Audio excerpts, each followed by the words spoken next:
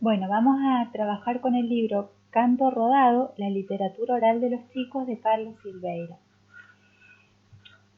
Carlos Silveira lo que hace en este libro es recopilar todas esas composiciones poéticas de tradición oral que perviven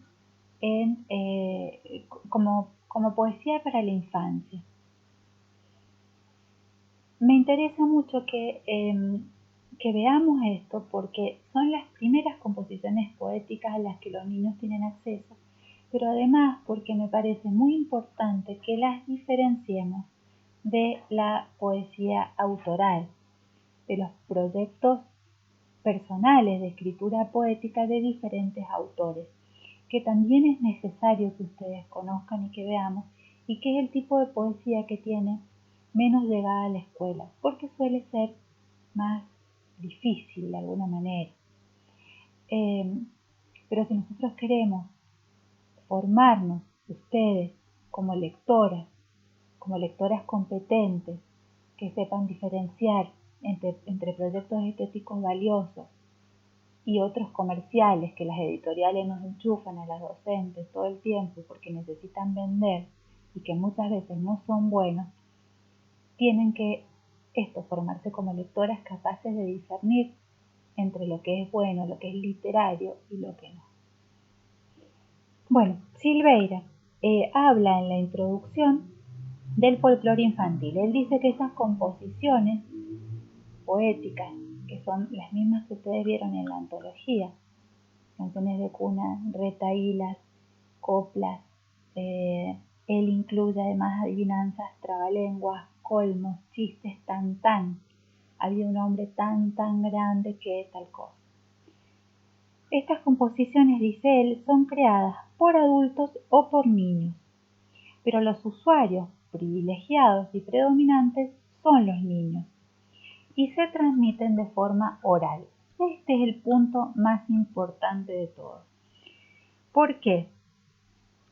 Porque la transmisión oral genera una especie de creación colectiva de los textos. El niño que lo escucha, que lo internaliza, que lo aprende, cuando lo vuelve a decir, en general pone su subjetividad, sus experiencias, su conocimiento del mundo. Entonces empiezan a surgir las variaciones. Algunas de estas composiciones son muy antiguas, tienen cientos de años, pero han ido sufriendo variaciones que las actualizan y que las hacen significativas para momentos históricos como el nuestro. Por eso perviven, por eso tienen esa posibilidad de pervivencia. Entonces estas composiciones que tienen como destinatarios privilegiados a los niños, muchas veces también son usadas en los juegos, como parte de los juegos y como parte de rituales. Acá conectamos con María Emilia López. ¿Por qué? Por ejemplo, son las canciones de sorteos, de turnos. Petense, Tucumán, Lendi. Por ejemplo, pita pisuela, zapato sin suela, ahora te toca a vos, ahora a vos. ¿Por qué decimos que son rituales estas composiciones? Porque el resultado de ese sorteo que arroja la canción es aceptado por todos. Entonces la composición, esta poética, es una estructura válida para determinar turnos de juego y es un juego en sí mismo.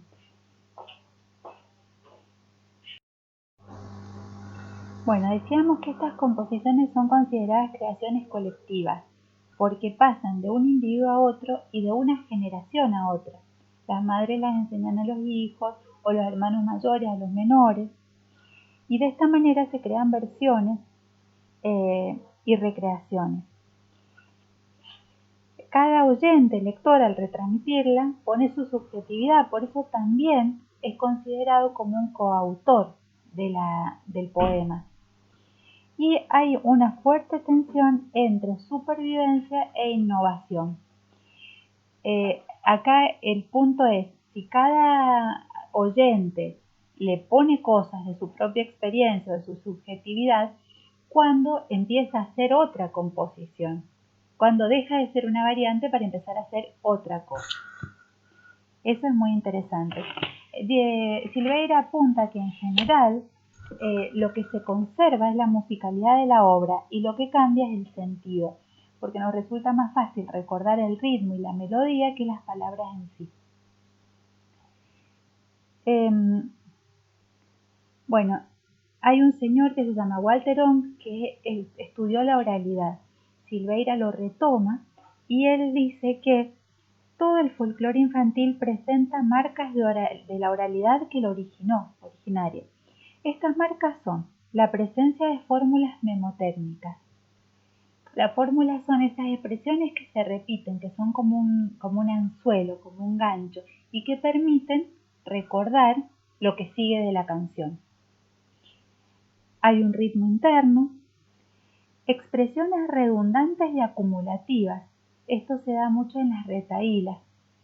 Acumulación es una enumeración donde falta el nexo y una cosa está sobre la otra. Por ejemplo, esto de Pepito el verdulero se metió en un sombrero y ahí empieza a decir cómo era el sombrero y qué pasó después.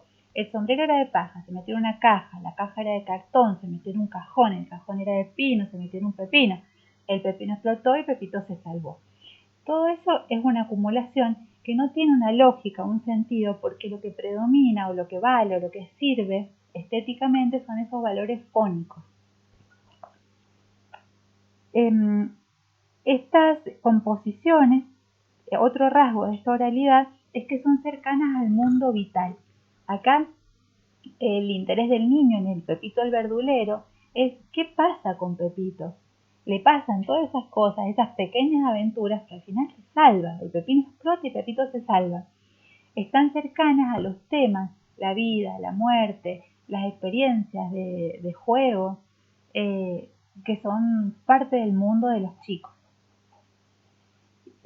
Otro elemento es que son empáticas, hay una necesidad de identificación comunitaria.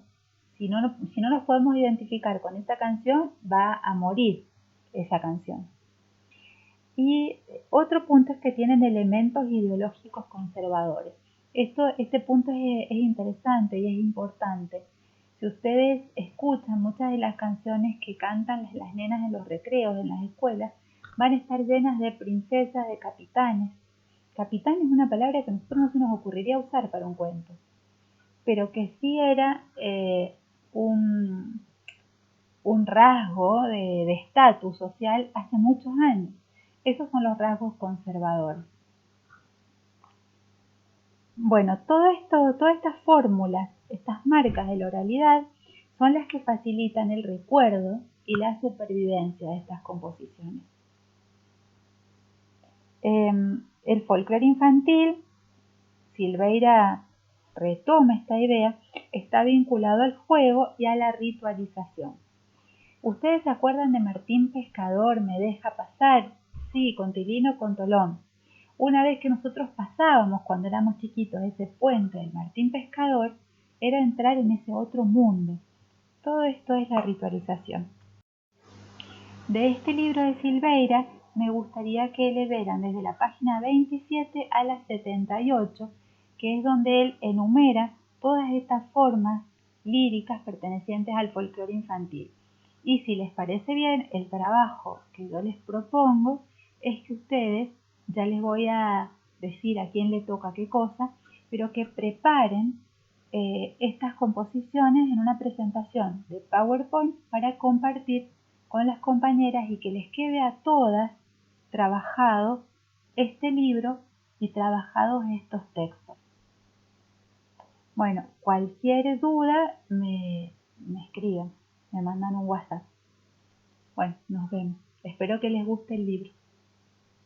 Les dejo además otras recopilaciones en PDF por si quieren leerlas e incorporar algunos de esos poemas al trabajo.